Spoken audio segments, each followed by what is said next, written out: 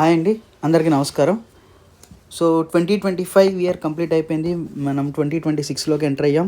So అయితే 2025 ఇయర్లో అన్ని క్లాస్ ఆఫ్ పీపుల్కి, అది పూర్ అయినా అవ్వచ్చు, మిడిల్ క్లాస్ అయినా అవ్వచ్చు, రిచ్ అయినా అవ్వచ్చు, అన్ని క్లాస్ ఆఫ్ పీపుల్కి కన్సర్న్ క్రియేట్ చేసిన ఒక మేజర్ ఆస్పెక్ట్ ఏంటంటే కంట్రోల్ లేని gold and silver prices increase అవ్వడం. గోల్డ్ మీరు చూసుకున్నట్టయితే 2024 to 25 కంపేర్ చేస్తే 60-70% ప్రైసెస్ ఇంక్రీజ్ అయినాయి. అలాగే సిల్వర్ చూసుకున్నట్టయితే 130-160% సిల్వర్ ప్రైజెస్ ఇంక్రీజ్ అయ్యాయి. ఎందుకు గోల్డ్ అండ్ సిల్వర్ ప్రైజెస్ ఇంతలా ఇంక్రీజ్ అవుతున్నాయి, రీజన్స్ ఏంటి? అండ్ అలాగే 2026లో కూడా ఇదే కంటిన్యూ అవుతుందా, లేదా 2026లో ఎలా ఉండబోతున్నాయి, గోల్డ్ అండ్ సిల్వర్ ప్రైజెస్ ఎలా ఉండబోతున్నాయి 2026లో అనేది కూడా మనం తెలుసుకుందాం. 2025లో ఎందుకు పెరిగినాయో తెలుసుకుందాం. అలాగే 2026 ఎలా ఉండబోతుందో నా అంచనా ఏంటో కూడా చెప్పే ప్రయత్నం చేస్తాను. ఓకే, సో దీనికి ఎక్కువ రీజన్స్ ఏం లేవు, ఒక 4-5 రీజన్స్ మాత్రమే ఉన్నాయి. ఆ 4-5 రీజన్స్లో మొట్టమొదటి రీజన్ ఏంటంటే monetary policy, US fed rates యొక్క మానిటరీ పాలసీ. ఓకే, మనకి ఇండియాలో ప్రతి కంట్రీలో కూడా సెంట్రల్ బ్యాంక్స్ ఉంటాయి. సో ఇండియాలో సెంట్రల్ బ్యాంక్ అంటే ఏముంది, మనకి రిజర్వ్ బ్యాంక్ ఆఫ్ ఇండియా. అలాగే యుఎస్ ఫెడరల్కి అక్కడ ఫెడ్ అని ఒకటి ఉంటుంది. ఓకే, ఫెడ్ సిస్టమ్ అని ఉంటుంది, fed reserve system. Okay, federal reserve system, దాన్ని మనం fed rates, US fed rates అంటాం. సో రీసెంట్గా 2025లో యుఎస్ ఫెడ్ రేట్స్ని, అంటే యుఎస్లో ఇంట్రెస్ట్ రేట్స్ని అక్కడ ఫెడరల్ రిజర్వ్ సిస్టమ్ తగ్గించింది అనమాట. ఓకే, ఎందుకు తగ్గించింది అనేది మనం చూసినట్టయితే, ఈ తగ్గించడం ఎందుకు తగ్గించింది, ఆ తగ్గించిన యొక్క ఇంపాక్ట్ గోల్డ్ ప్రైజెస్ మీద ఎలా పడింది అనేది కూడా మనం తెలుసుకోవాలి. ఫస్ట్ అసలు ఎందుకు తగ్గించింది, దీనికి మనం కొంచెం వెనక్కి వెళ్ళి చూస్తే 2022లో యుఎస్లో రికార్డ్ స్థాయిలో ఇన్ఫ్లేషన్ అనేది క్రియేట్ అయింది, ద్రవ్యోల్బణం. సో ఇన్ఫ్లేషన్ ఎంత హైలో వెళ్ళిందంటే 9.1%, 40 ఇయర్స్లో అదే హైయెస్ట్. 2022లో యుఎస్లో చాలా హై ఇన్ఫ్లేషన్ రికార్డ్ అయ్యింది. ఆ హై ఇన్ఫ్లేషన్ ఎంత అంటే 9.1%. అంటే ఇండియాలో కూడా ఎప్పుడు ఈ మధ్యకాలంలో ఒక గడిచిన 10-15 సంవత్సరాల్లో, 10-12 సంవత్సరాల్లో, 2014 తర్వాత ఇప్పుడు ఇండియాలో ఇన్ఫ్లేషన్ ఈ స్థాయికి కూడా వెళ్ళలేదు ఇండియాలో. సో అలాంటిది యుఎస్లో ఇన్ఫ్లేషన్ 9.1%కి వెళ్ళిపోయింది 2022లో, అంటే పోస్ట్ కోవిడ్ ఇంపాక్ట్ ఇది. సో జనరల్గా ఎప్పుడైనా ఎకానమీలో ఇన్ఫ్లేషన్ పెరిగింది అంటే దాని అర్థం ఏంటంటే too much of money chasing two little goods. అంటే మార్కెట్లో డబ్బు ఎక్కువైపోయింది కానీ గూడ్స్ అలాగే తక్కువ, గూడ్స్ మాత్రం అలాగే ఉన్నాయి. మనీ సప్లై ఏమో పెరిగిపోయింది కానీ గూడ్స్ అలాగే ఉన్నాయి. దాన్నే మనం ఏమంటామంటే too much of money chasing two little goods. So ఇలా అంటే మార్కెట్లో ఏమైంది, మనీ అనేది చాలా ఎక్కువ ఉంది, గూడ్స్ మాత్రం అలాగే ఉన్నాయి లేదా చాలా తక్కువ చేంజ్ అయింది. సో ఇప్పుడు ఏం చేయాలి, మనీ సప్లైని మార్కెట్లో తగ్గించాలి. ఏ రిజర్వ్ బ్యాంక్ అయినా, అది ఇండియన్ రిజర్వ్, ఏ సెంట్రల్ బ్యాంక్ అయినా, అది ఇండియన్ ఆర్బీఐ అయినా లేకపోతే యుఎస్ ఫెడరల్ రిజర్వ్ సిస్టమ్ అయినా, ఎవరైనా ఇన్ఫ్లేషన్ ఉన్నప్పుడు, ద్రవ్యోల్బణం ఉన్నప్పుడు మార్కెట్లో ఏం చేస్తారంటే వడ్డీ రేట్లను పెంచుతారు. వడ్డీ రేట్లను ఎందుకు పెంచుతారు అంటే, వడ్డీ రేట్లు పెంచడం వల్ల ఏమవుతుంది అంటే మార్కెట్లో మనీ సప్లై అనేది డిక్రీజ్ అవుతుంది. వడ్డీ రేట్లు పెంచితే మనీ సప్లై అనేది డిక్రీజ్ అవుతుంది. ఎందుకు డిక్రీజ్ అవుతుంది, వడ్డీ రేట్లు పెరిగితే లోన్స్ అనేవి కాస్ట్లియర్ అవుతాయి. ఎప్పుడైతే లోన్స్ కాస్ట్లియర్ అవుతాయో, ఫర్ ఎగ్జాంపుల్ ఇవాళ నేను ఒక ఇల్లు కట్టుకుందాం అనుకున్నాను, దానివల్ల ఇల్లు కట్టుకుందాం అనుకున్నప్పుడు హోమ్ లోన్స్ సడన్గా పెరిగిపోయినాయి, ఇంట్రెస్ట్ రేట్స్ పెరిగిపోయినాయి. అప్పుడు నేను ఏం చేసుకుంటా, పోన్ చేసుకుంటా. ఇల్లు కట్టుకుందాం అనుకున్న వాళ్ళు, కట్టుకుందాం అనుకున్న వాళ్ళు, లేదా బిజినెస్ ఎక్స్పాండ్ చేసుకుందాం అనుకున్న వాళ్ళు, కారు కొనుక్కుందాం అనుకున్న వాళ్ళు, ఇలా అందరూ ఏం చేస్తారు అని అంటే వాళ్ళ యొక్క ప్లాన్స్ని పోన్ చేస్తారు. ఇలా పోన్ చేయడం వల్ల ఏమవుతుందంటే మనీ సప్లై అనేది మార్కెట్లో తగ్గుద్ది. దాని ద్వారా మనీ సప్లై అనేది మార్కెట్లో, అంటే కొత్తగా ఎవరు లోన్లు తీసుకోరు. సో లేదా ఇంట్రెస్ట్ రేట్లు పెరిగాయి కాబట్టి ఉన్న డబ్బులు తీసుకెళ్ళి బ్యాంక్లో డిపాజిట్ చేస్తారు. తద్వారా ఎకానమీలో మనీ సప్లై అనేది తగ్గుద్ది. ఇది ఉద్దేశం. సో ఎప్పుడైనా ఏ కంట్రీలో అయినా, ఏ సెంట్రల్ బ్యాంక్ అయినా ఆ దేశంలో ద్రవ్యోల్బణం ఉంది, ఇన్ఫ్లేషన్ ఉంది అంటే మాత్రం వాళ్ళు మొట్టమొదటి చేసే పని వడ్డీ రేట్లు పెంచడం. అలాగే యుఎస్ కూడా ఏం చేసిందంటే 2022లో ఫెడరల్ ఇంట్రెస్ట్ రేట్స్ని పెంచింది. ఈ ఇంట్రెస్ట్ రేట్లు పెంచడం వల్ల ద్రవ్యోల్బణం అదుపులోకి వస్తుంది ఆటోమేటిక్గా over a period of time. So వచ్చింది. సో ఇదంతా ఎప్పుడు జరిగింది, పెంచడం అనేది 2022లో జరిగింది. 2025కి వచ్చేపాటికి ఏమైందంటే ఈ వడ్డీ రేట్లని పెంచి ఉంచడం వల్ల లాంగ్ రన్ ఇంపాక్ట్ ఎలా ఉంటుందంటే, వడ్డీ రేట్లు అలాగే హై ఇంట్రెస్ట్ రేట్స్ కంటిన్యూ అయితే ఏమవుతుందంటే మార్కెట్ అనేది ఎకానమీ అనేది స్లో డౌన్ అయిపోతుంది. ఏమవుతుంది సైడ్ ఎఫెక్ట్ ఏమొస్తుందంటే దీనికి ఎకనామిక్ స్లో డౌన్ అనేది ఒక సైడ్ ఎఫెక్ట్. ఎందుకు స్లో డౌన్ అవుతుంది అని అంటే ఎవరు కొత్తగా ఎక్స్పాన్షన్స్ దిశగా ఏం ఆలోచించరు, ఉన్నదాన్ని కంటిన్యూ చేస్తారు. బిజినెస్ చేసేవాళ్ళు కానీ లేదా కన్జ్యూమర్స్ అంటే కొత్త కొత్త ప్లాన్స్ కానీ ఏది కూడా ఎగ్జిక్యూట్ చేయరు. ఎందుకంటే ఇంట్రెస్ట్ రేట్స్ ఎక్కువ ఉన్నాయి. మనం తర్వాత పోస్ట్పోన్ చేయడానికి చూద్దాం, వడ్డీ రేట్లు తగ్గినప్పుడు చూసుకుందాంలే.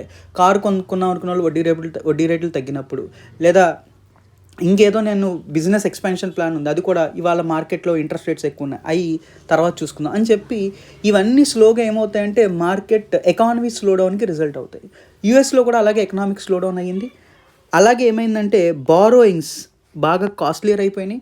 అండ్ ఎప్పుడైతే బారోయింగ్స్ కాస్ట్లీర్ అయిపోయి బిజినెస్ ఎక్స్పాన్షన్ స్లో డౌన్ అయిపోయిందో ఇది అన్ఎంప్లాయ్మెంట్కి దారితీస్తుంది అనమాట. సో యూఎస్లో అన్ఎంప్లాయ్మెంట్ ఇంక్రీజ్ అయిపోయింది. సో ఇన్ఫ్లేషన్ని కంట్రోల్ చేయడం కోసం మొదలుపెట్టిన ఇంట్రెస్ట్ రేట్స్ ఇంక్రీజ్ అనే ప్రయత్నం సైడ్ ఎఫెక్ట్ ఏమిచ్చింది అని అంటే ఎకనామిక్ స్లో డౌను అండ్ అలాగే borrowings become costlier and unemployment rate increase అయ్యింది. సో ఇప్పుడు దీన్ని కంట్రోల్ చేయడానికి ఏం చేసిందంటే US federal reserve system interest రేట్స్ని డిక్రీజ్ చేసింది అనమాట. దీన్నే రేట్ కట్ అని కూడా అంటారు. మనం న్యూస్లో చూసే ఉంటాం, యుఎస్ ఫెడ్ రేట్ కట్ అని అంటారు. సో ఏం చేసింది, దీన్ని కంట్రోల్ చేయడం కోసం US federal reserve bank interest రేట్స్ని తగ్గించింది.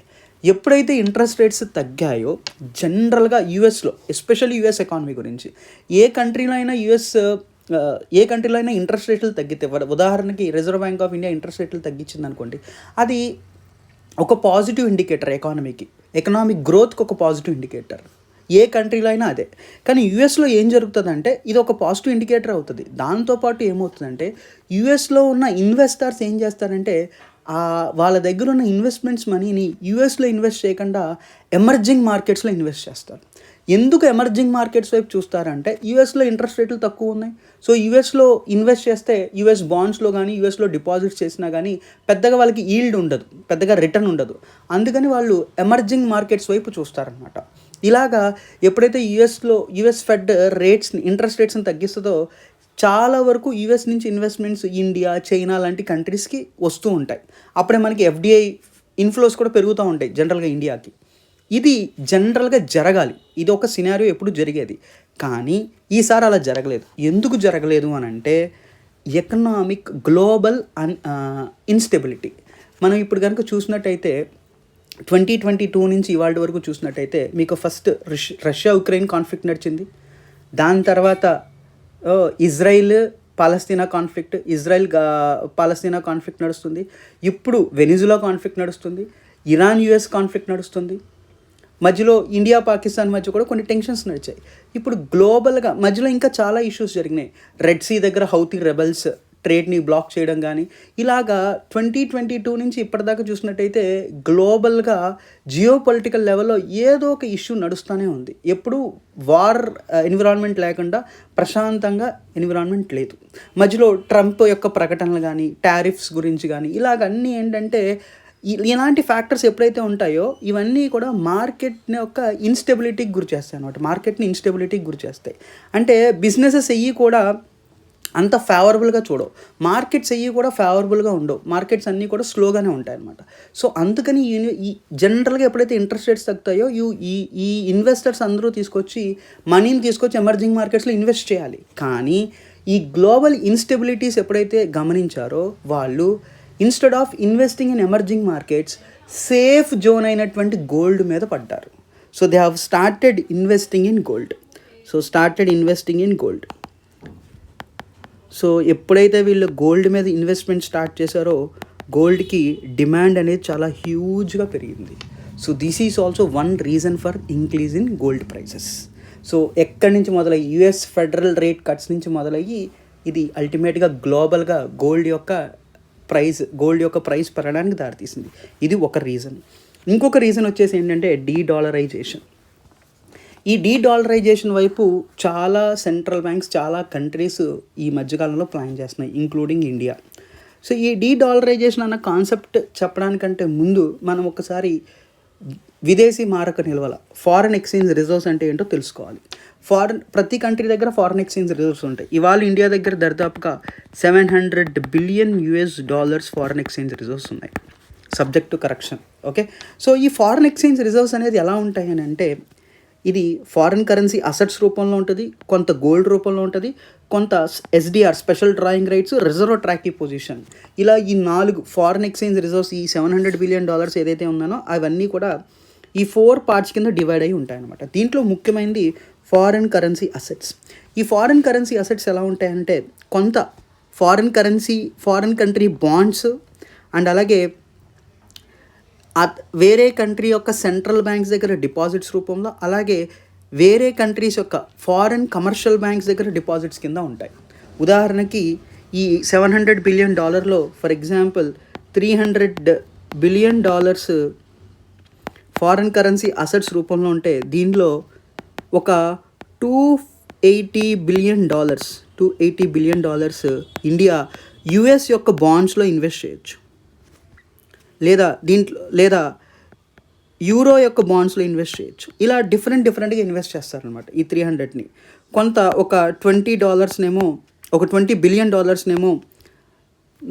Federal reserve bank or federal reserve system దగ్గర డిపాజిట్స్గా, లేదా కమర్షియల్ ఫారెన్ ఇంకొక కాన్సెప్ట్ ఏముంది అని అంటే, there is a concept called nostro accounts, vostro accounts. ఇది ఒక డిఫరెంట్ కాన్సెప్ట్. నేను దీని గురించి డీటెయిల్గా ఎక్స్ప్లెయిన్ చేయను, ఎందుకనంటే అది చాలా టైం తీసుకుంటుంది. మనకి జనరల్గా ఫారెన్ కరెన్సీలో ట్రేడింగ్ జరిగేటప్పుడు ఏం జరుగుతుంది అని అంటే, ఫారెన్ ఎక్స్చేంజ్లో ట్రేడింగ్ జరిగేటప్పుడు ఏం జరుగుతుంది అని అంటే, మనం ఇవాళ ఇండియాలో ఉన్న ఒక పర్సన్ యుఎస్ నుంచి గూడ్స్ ఇంపోర్ట్ చేసుకోవాలనుకుంటున్నాడు. సో దానికి మనం ఏం చేస్తాం, పేమెంట్ ఎలా చేస్తాం, డాలర్స్లోనే పేమెంట్ చేస్తాం. ఇలా డాలర్స్ నుంచి పేమెంట్ చేయాలి, యుఎస్లో ఉన్న ఒక పర్సన్కి ఇండియాలో ఉన్న ఒక పర్సన్ డాలర్స్లో పేమెంట్ చేయాలి అని అంటే, దానికి ఇండియన్ బ్యాంక్ ఖచ్చితంగా ఆ యుఎస్ బ్యాంక్ దగ్గర ఒక అకౌంట్ మెయింటైన్ చేయాలి. Okay, so for example SBI ఉంది, ఎస్బీఐ నుంచి ఎస్ బ్యాంక్కి మనీ ట్రాన్స్ఫర్ చేయాలని అనుకుంటున్నాను. సో అప్పుడు ఎస్బీఐ ఏం చేస్తుందంటే, యుఎస్లో ఎస్ బ్యాంక్ దగ్గర ఒక అకౌంట్ ఓపెన్ చేస్తుంది అనమాట. SBI will maintain a account with US bank in dollars. So ఇలాగ మన ఫారిన్ కరెన్సీ అసెట్స్ అన్నీ, మన ఫారిన్ ఎక్స్చేంజ్లో ఫారిన్ కరెన్సీ అసెట్స్ అనేది ఒక మేజర్ పార్ట్. దాంట్లో కొంత బాండ్స్ రూపంలో ఇన్వెస్ట్ చేస్తాం, కొంత deposits with other central banks, కొంత డిపాజిట్స్ విత్ కమర్షియల్ బ్యాంక్స్. ఈ కమర్షియల్ బ్యాంక్స్కి ఎగ్జాంపుల్ ఈ నోస్త్రో అకౌంట్స్ అండ్ ఓస్త్రో అకౌంట్. ఓకేనా, ఇది ఒక బ్రీఫ్ పిక్చర్. సో ఇప్పుడు ఈ మధ్యకాలంలో ఏం జరుగుతుందంటే, ఎకనామిక్ శాంక్షన్స్ అనే పదం వినే ఉండుంటారు మార్కెట్లో. రీసెంట్గా 2022లో రష్యా ఎప్పుడైతే ఉక్రెయిన్ మీదకి యుద్ధం ప్రకటించిందో ఆర్ మిలిటరీ యాక్షన్ని ప్రకటించిందో, అప్పుడు యుఎస్ ఆర్ యూరోపియన్ కంట్రీస్ అన్నీ ఏం చేసాయంటే, రష్యా యొక్క ఫారిన్ కరెన్సీ ప్రతి కంట్రీకి, మనం మేజర్గా అర్థం చేసుకోవాల్సిన పార్ట్ ఏంటంటే, ప్రతి కంట్రీ దగ్గర కూడా విదేశీ మార్క నిల్వలు ఉంటాయి. ఆ విదేశీ మార్కల నిల్వలన్నీ కూడా ఇలాగే ఉంటాయి. సో ఈ foreign currency assets, gold, SDR, RTP, so దాంట్లో కూడా ఫారిన్ కరెన్సీ అసెట్స్లో బాండ్స్ రూపంలో ఎక్కువ ఉంటాయి. అంటే మనం ఏం చేస్తామంటే, మన దగ్గర ఉన్న ఫారిన్ కరెన్సీలో చాలా వరకు దాన్ని ఎలా ఇన్వెస్ట్ చేస్తాము అంటే, ఆ అమౌంట్ని తీసుకెళ్ళి మనం విదేశీ బాండ్లనే పర్చేస్ చేస్తాం. ఎందుకు బాండ్స్లో పర్చేస్ చేస్తామంటే, అట్లా ఈజీగా కన్వర్ట్ చేసుకోవచ్చు. ఫర్ ఎగ్జాంపుల్, మీ దగ్గర ఒక 10 లక్షల రూపాయలు క్యాష్ ఉన్నాయి. 10 లక్షల రూపాయల క్యాష్ని మనం ఇంట్లో పెట్టి కూర్చోం కదా.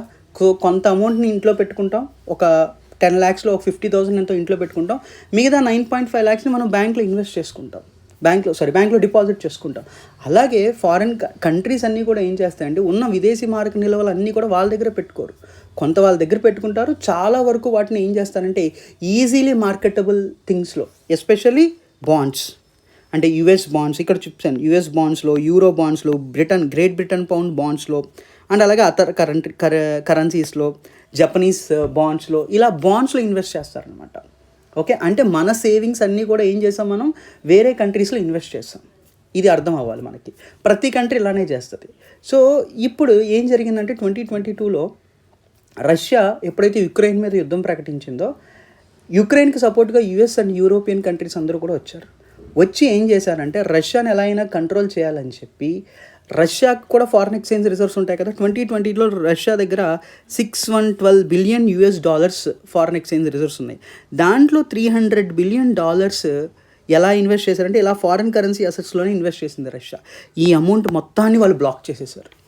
ఎవరు?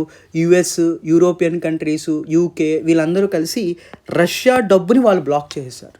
ఇమాజిన్, మీ బ్యాంక్ అకౌంట్లో డబ్బుని బ్యాంకు మీ కంట్రోల్ లేకుండా కంట్రోల్ చేస్తే ఇంకా బ్యాంక్లో దాచుకోవడం యొక్క యూజ్ ఏముంటుంది?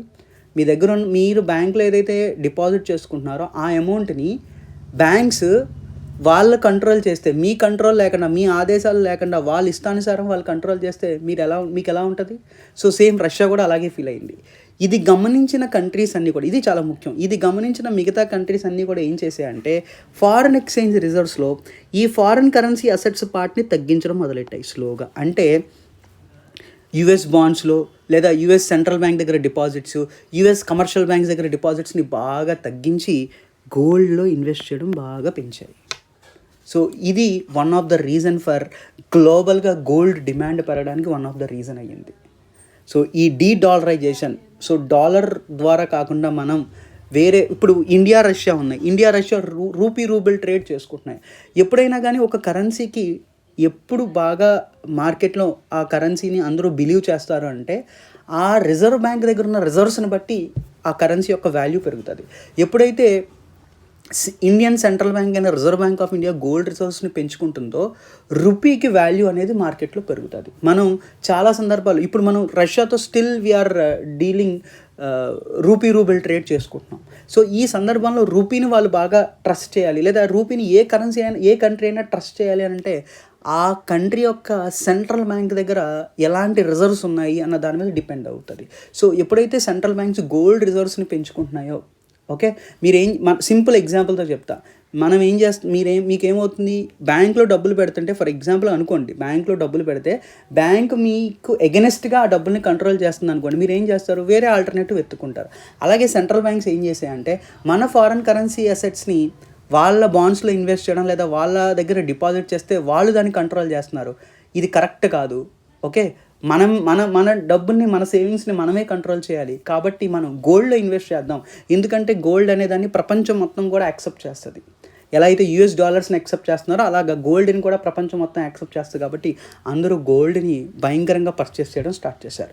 Imagine, reserve bank of India లేదా విదేశీ ఫారెన్ సెంట్రల్ బ్యాంక్స్ వచ్చి గోల్డ్ని హ్యూజ్ క్వాంటిటీ, టన్స్ ఆఫ్ గోల్డ్స్ని ఒక్కసారిగా పర్చేస్ చేయడం స్టార్ట్ చేస్తే ఏమవుతుంది, గోల్డ్ యొక్క డిమాండ్ అమాంతం పెరుగుతుంది. సో అదే జరిగింది. ఇది one of the reason. Okay, ఇప్పటికి మనం 2 రీజన్స్ చూసాం, మానిటరీ పాలసీ, ఇంకొకటి డీడాలరైజేషన్, అండ్ నెక్స్ట్ వచ్చేసి హై టారిఫ్ రేట్స్. రీసెంట్గా చూసాం మనం, ఇండియా మీద 50% టారిఫ్ అనేది యుఎస్ డొనాల్డ్ ట్రంప్ ప్రెసిడెంట్ అయిన తర్వాత వచ్చింది. ఈ టారిఫ్ వేయడం వల్ల ఏమవుతుందంటే, ఈ టారిఫ్ అంటే ఏమీ లేదు, ఇండియన్ ఎక్స్పోర్ట్స్ మీద, అంటే ఇండియా నుంచి గూడ్స్ యుఎస్లోకి, ఇండియాకేమో అది ఎక్స్పోర్ట్, ఇండియా యుఎస్ఏ. సో ఒక ఇండియన్ కంపెనీ యుఎస్కి గూడ్స్ని ఎక్స్పోర్ట్ చేస్తుంది, మనకి ఇది ఎక్స్పోర్ట్, యుఎస్కి ఏమవుతుంది, ఇది ఇంపోర్ట్. సో మన మీద ఉన్న కోపంతో, లేదా మనం రష్యా నుంచి క్రూడ్ ఆయిల్ కొంటున్నాం అన్న కోపంతో యుఎస్ ఏం చేసిందంటే ఇండియన్ ఇంపోర్ట్స్ మీద 50% అడిషనల్ టారిఫ్ని లెవీ చేశారు. సో ఈ టారిఫ్ లెవీ చేయడం వల్ల ఏమవుతుందంటే, for example, as of now ఒక ఇండియన్ షర్ట్, ఒక ఇండియన్ కంపెనీ నుంచి టారిఫ్కి ముందు $10 అయితే ఇప్పుడు దీని మీద 50% అడిషనల్గా టారిఫ్ పడుతుంది అనమాట. 50% అడిషనల్గా టారిఫ్ పడి ఈ యొక్క $10 షర్ట్ యొక్క కాస్ట్ పెరిగిపోతుంది. సో ఎప్పుడైతే మనం ఈ షర్ట్ యొక్క కాస్ట్ పెరిగిపోయిందో, ఫర్ ఎగ్జాంపుల్ ఈ $10 కాస్త ఏమైపోయిందంటే సడన్గా ఇంక్రీజ్ అయ్యి 50% అడిషనల్ టారిఫ్ వల్ల $15 అయ్యింది, 50% అడిషనల్ టారిఫ్ వల్ల. కానీ ఇప్పుడు యుఎస్ కస్టమర్ పాయింట్ ఆఫ్ వ్యూలో, యుఎస్ కన్జ్యూమర్ పాయింట్ ఆఫ్ వ్యూలో మీరు ఆలోచిస్తే ఇండియన్ షర్టు $15కి అవైలబుల్గా ఉంది, వేరే కంట్రీ లేదా లోకల్లో యుఎస్లో మ్యానుఫ్యాక్చర్ అవుతున్న షర్టు $12కి అవైలబుల్గా ఉంది. వాళ్ళు ఏది కొంటారో ఆబ్వియస్గా ఇదే కొంటారు. దీని ద్వారా ఏమవుతుందంటే ఇండియన్ కంపెనీ యొక్క ఎక్స్పోర్ట్స్ అనేవి తగ్గిపోతాయి.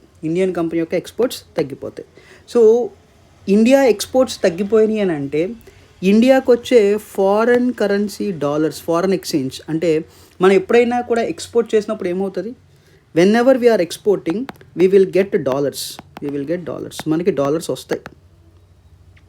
ఎప్పుడైతే మనం ఇంపోర్ట్స్ చేసుకుంటామో, మనం ఎక్స్పోర్ట్ చేసుకుంటే డాలర్స్ వస్తాయి, ఇంపోర్ట్ చేసుకుంటే డాలర్స్ బయటికి వెళ్ళిపోతాయి.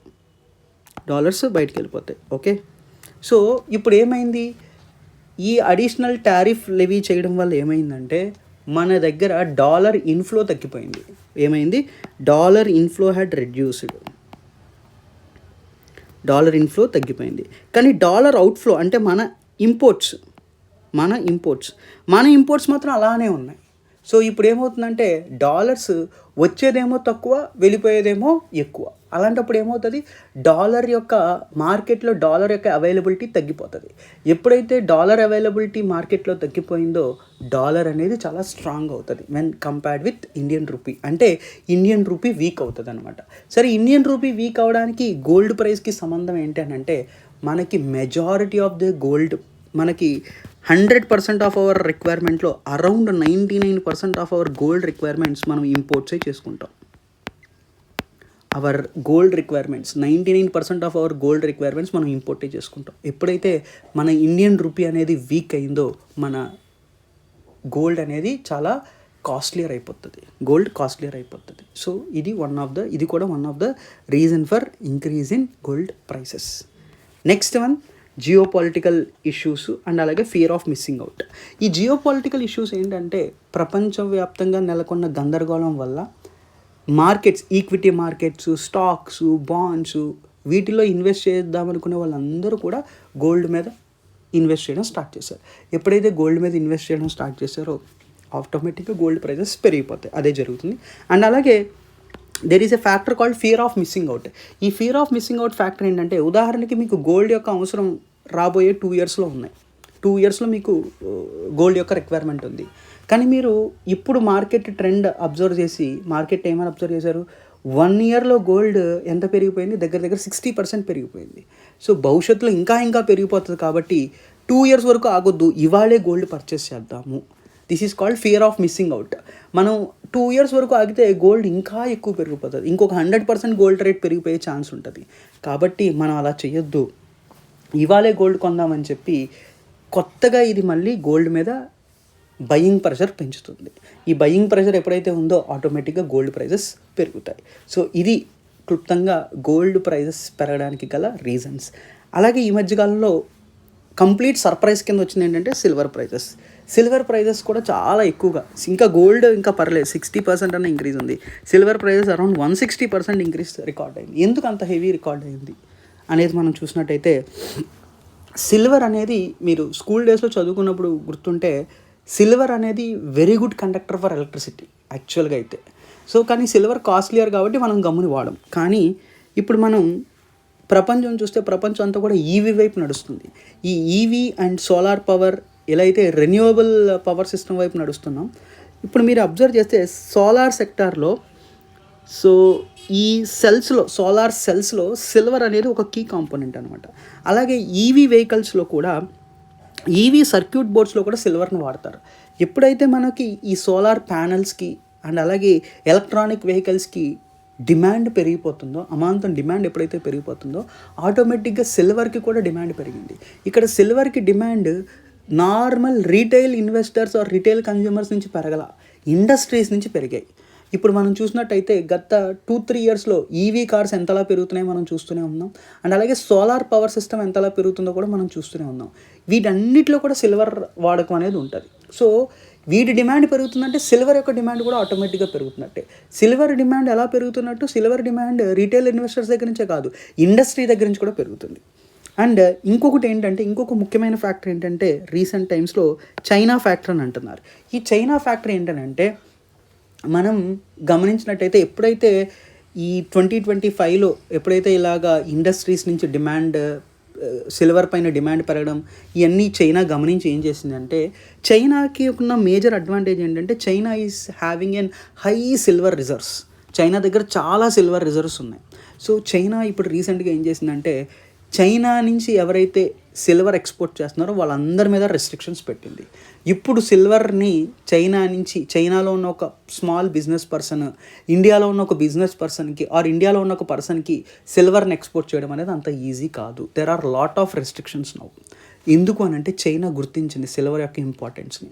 సో చైనా సోలార్ సెక్టార్లో ఆల్రెడీ చాలా ముందుంది. సోలార్ ప్యానెల్స్ తయారు చేయడంలో చాలా ముందుంది. రేర్ ఎర్త్ మినరల్స్ విషయంలో చైనా చాలా ముందుంది. అలాగే చైనా ఏం గమనించిందంటే సిల్వర్ని ఖచ్చితంగా మనం ఉన్న రిజర్వ్స్ని కాపాడుకోవాలి. ఎందుకు అని అంటే మన సోలార్ పవర్ సెక్టార్ బూమ్ లేదా ఎలక్ట్రానిక్ వెహికల్ సెక్టార్ ఇండియా చైనాతో సోలార్ సెక్టార్లో కంపీట్ అవుతుంది. సో ఇవాళ ఇండియాని కంట్రోల్ చేయాలి అంటే ఖచ్చితంగా ఈ రిజర్వ్స్ మీద మనం కంట్రోల్ పెట్టాలి అని చెప్పి చైనా భావించింది. So China is keeping a lot of restrictions on refined silver or raw silver exports from them. So వాళ్ళ దగ్గర నుంచి సిల్వర్ ఎక్స్పోర్ట్స్ మీద చైనా అనేది చాలా రెస్ట్రిక్షన్స్ పెట్టడం స్టార్ట్ చేసింది. సో దీనివల్ల కూడా ఏమైందంటే సిల్వర్ యొక్క సప్లై అనేది మార్కెట్లో తగ్గబోతుంది. ఓకే, అండ్ ఇంకొక ఫ్యాక్టర్ ఏంటంటే సిల్వర్ అనేది డైరెక్ట్గా ఇప్పుడు దొరకదు.